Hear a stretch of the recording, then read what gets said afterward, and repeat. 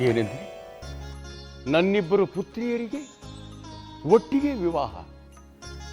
ಆಹಾ ಗುರುಗಳೇ, ತಾವು ಅರ್ಹುತ್ತಿರುವ ವಿಚಾರವನ್ನು ಕೇಳಿದರೆ ನನಗಾಗುತ್ತಿರುವ ಸಂತೋಷಕ್ಕೆ ಎಣೆಯೇ ಇಲ್ಲದಂತಾಗಿದೆ.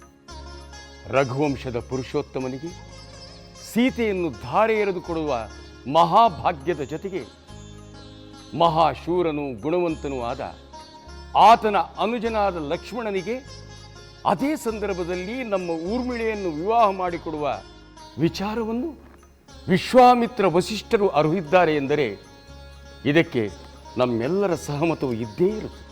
ಹೌದು ಮಹಾರಾಜ, ಒಳ್ಳೆಯ ವಿಚಾರವನ್ನು ಎಲ್ಲರೂ ಸ್ವಾಗತಿಸುತ್ತಾರೆ. ಸೀತಾ ಊರ್ಮಿಳೆಯರು ರಘುಕುಲದ ಸೊಸೆಯಂದಿರಾಗಿ ಒಂದೇ ಕಡೆ ಸೇರುವುದು ಅವರ ಪೂರ್ವ ಪುಣ್ಯದ ಫಲ ಅಷ್ಟೇ ಅಲ್ಲ, ನಮ್ಮೆಲ್ಲರ ಭಾಗ್ಯ. ನಿಜ ಗುರುಗಳೇ, ನಿಜ.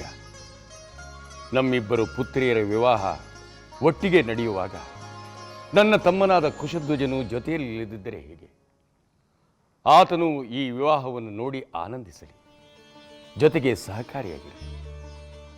ಈ ಕೂಡಲೇ ನಮ್ಮ ರಾಹುತನನ್ನು ಸಾಕಾಂಕ್ಷಿ ನಗರಿಗೆ ಕಳುಹಿಸಿ ಕುಶಧ್ವಜನನ್ನು ಇಲ್ಲಿಗೆ ಬರುವಂತೆ ಮಾಡುತ್ತೇವೆ. ಜೊತೆಗೆ ಊರ್ಮಿಳೆಯ ವಿವಾಹ ವಿಚಾರವನ್ನು ನಮ್ಮ ಸುಮೇಧಲಿಗೆ ತಿಳಿಸಿ ಅವಳ ಆನಂದಕ್ಕೆ ಪಾರವೇ ಇರುವುದಿಲ್ಲ. ನಾನಿನ್ನು ಬರುತ್ತೇನೆ. ಮಂಗಳವಾಗಲಿ.